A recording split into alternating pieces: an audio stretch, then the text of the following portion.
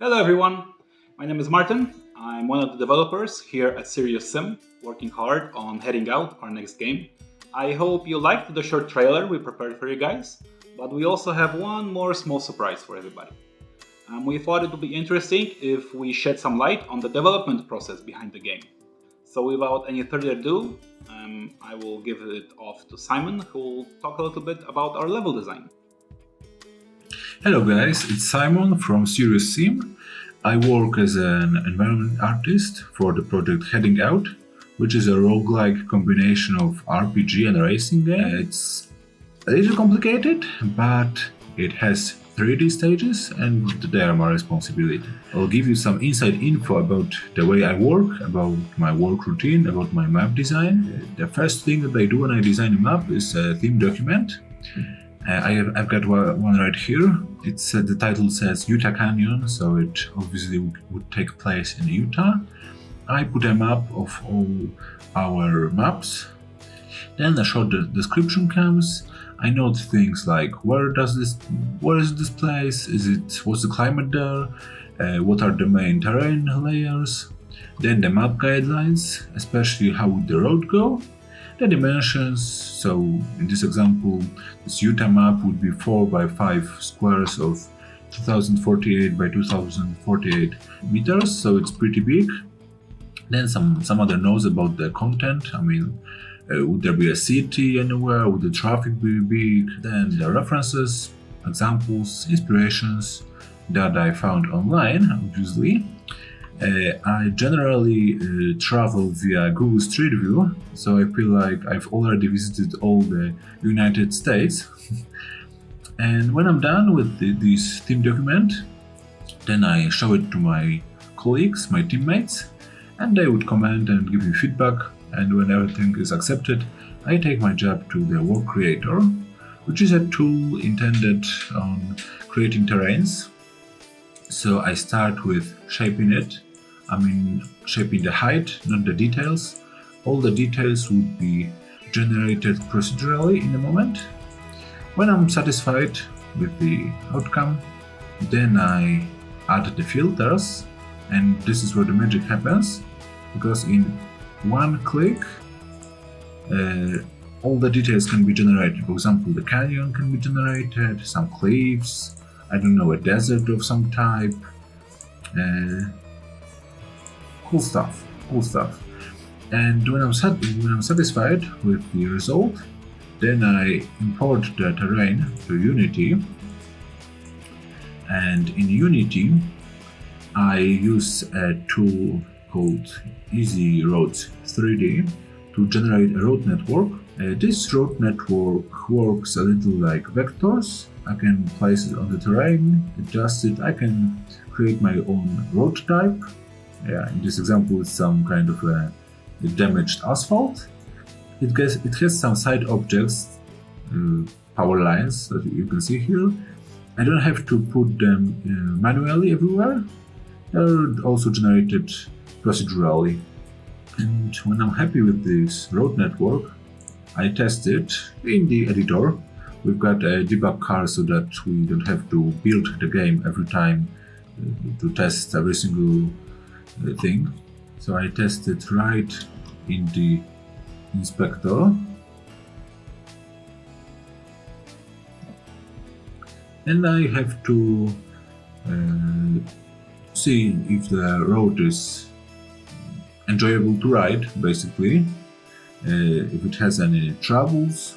For example, here we see some turn that is pretty bad design. So it requires further tweaking.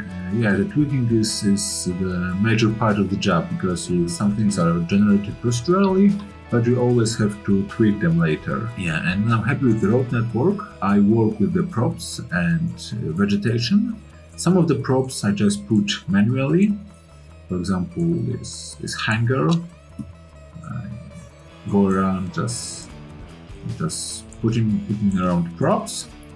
And some things like vegetation, I use another tool for it, which is called Vegetation Studio. Pretty useful tool, although it can be painful at first because it's complicated. There are a lot of settings to become familiar with. But when you get to know them, it's really useful. For example, let's take this cactus and use it as a tree. As you can see, the Vegetation Studio plants all the vegetation procedurally. I just set up the rules. For example, would the cactuses grow more or less dense?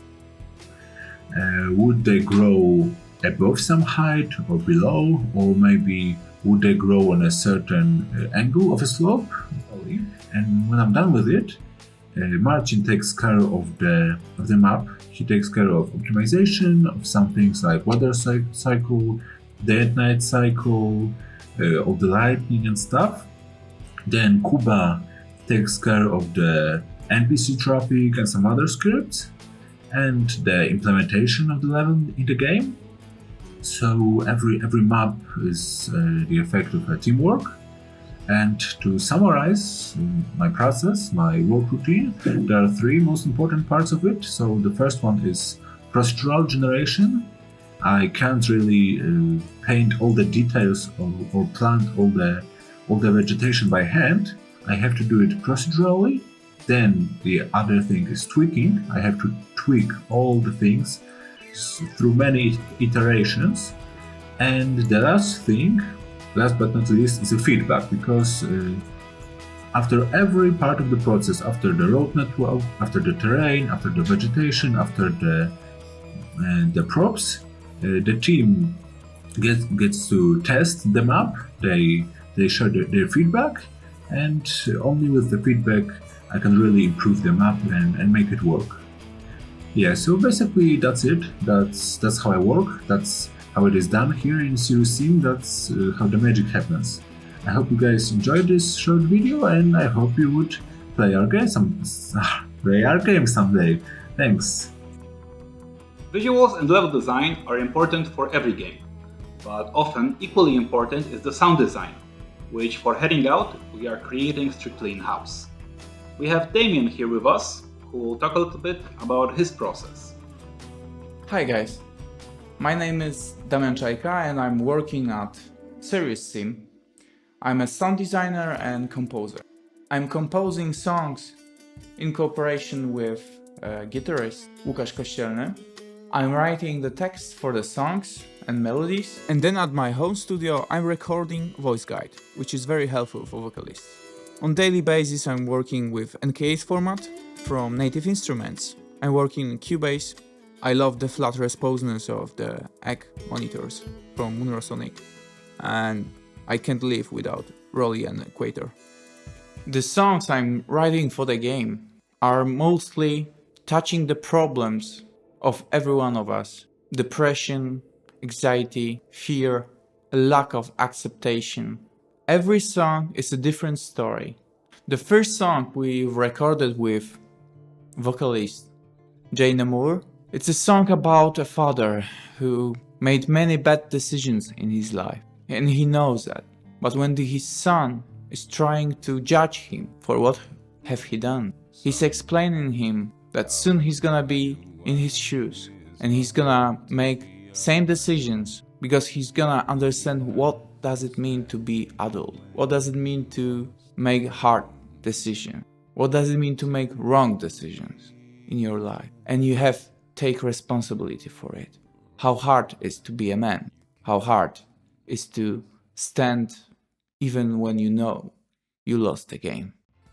So this is an instrumental version of the song which we going to finish soon. They are ready, the text is ready, vocal guides are ready. As you can see, this is a guitar from Native Instruments, a picking style guitar.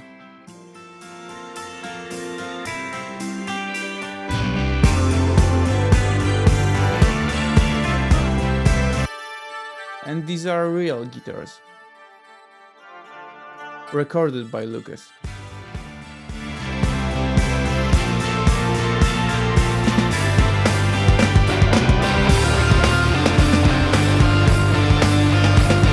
And another sound of guitar designed from 5 tracks.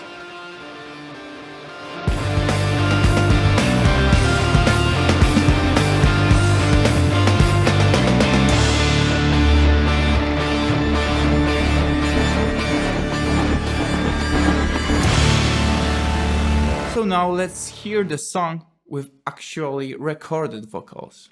This song I recorded with Paulina Fita, and we together wanted to create a climate of gospel song. With only two voices, we've built a large choir, which supports the main vocal. I'll show you in a minute. Here it comes, skin and bone. The reverse piano is building the texture of the whole song. Keep calling my name. They are waiting. My dear, stop trembling. Hold me with them, sings me to fast breath. No matter how many times we lay together, one day we will sleep apart again. To keep on what we do, this time just promise me that you'll find me sooner than later. Please love me sooner than later. No matter how many times we lay together. And in the second part, the choir is getting stronger, and also you will hear Hollywood backup singers VST. Choirs from East West. Just promise me, find me sooner than later.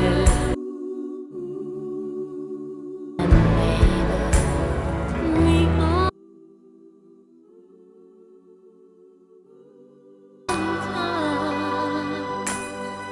I'm begging, please. Okay, so now it's time to listen some sound effects. The sound effects I'm creating in a DAW are later on imported to Vuvice. Vuvice is a middleware which helps us to translate the sounds into sound events. And now I show you some events and how they work. For example, we started an event with the engine of the car, a muscle car, and we're now changing the parameter of RPMs of the engine. You can hear now the difference when you have the first person and third person camera.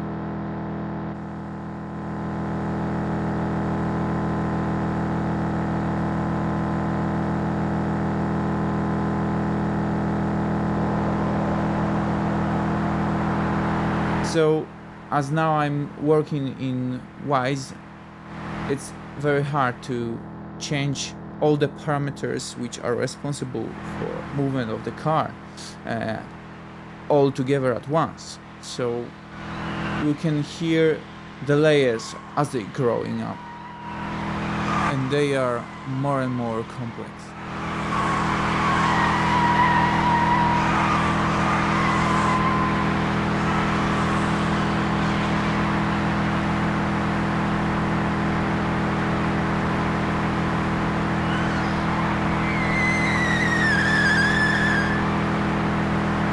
The best option to listen all the sounds of the car is to just play a game. And now I'll show you how I created the system, music system for the map.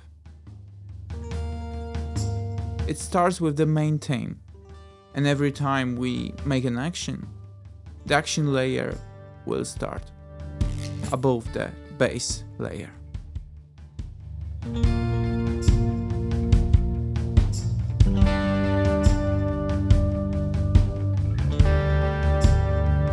When our wanted level will cross the given threshold, we will activate the police layer.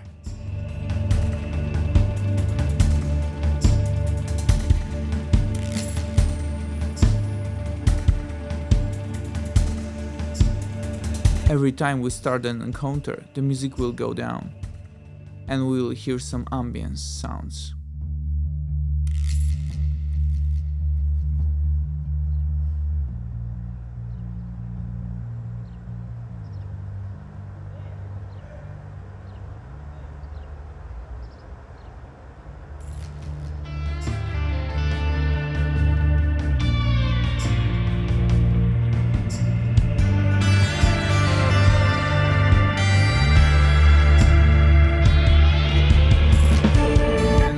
here layer is the strongest layer.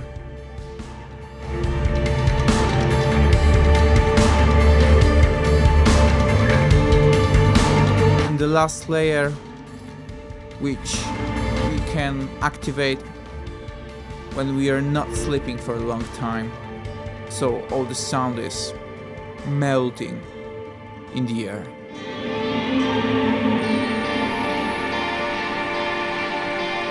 I hope you liked the video, and if you're interested more in our game, be patient, the game is coming soon. Thanks for listening. Bye! Well, that's all the materials we have prepared for you guys today regarding Heading Out. If you are interested, you can head on to Steam to wishlist the game. Even though we don't have a strict release date planned yet, we are still aiming for 2023. And if you have any questions regarding the game or the development process, hop into our Discord channel and hang out there. I'm sure one of the developers or even me will answer all your questions. Have a great show. Bye.